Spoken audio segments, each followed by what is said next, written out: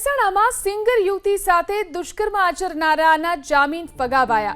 વનરાજ ઠાકોર પર સિંગર યુવતી સાથે દુષ્કર્મ કરી ગર્ભવતી બનાવવાનો આરોપ।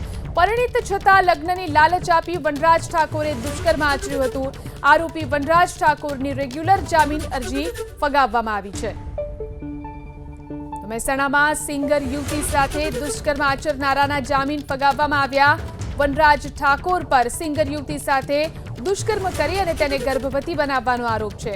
પરિણીત હોવા છતાં પણ તેને યુવતીને લગ્નની લાલચ આપી હતી અને તેની સાથે દુષ્કર્મ આચર્યું હતું। આરોપી વનરાજ ઠાકોરની રેગ્યુલર જામીન અરજી ફગાવી દેવામાં આવી છે। મહેસાણામાં સિંગર યુવતી સાથે દુષ્કર્મ આચરનારાના જામીન ફગાવવામાં આવ્યા।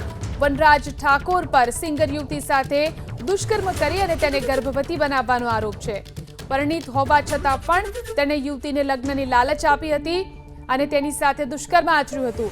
આરોપી વનરાજ ઠાકોરની રેગ્યુલર જામીન અરજી ફગાવી દેવામાં આવી છે।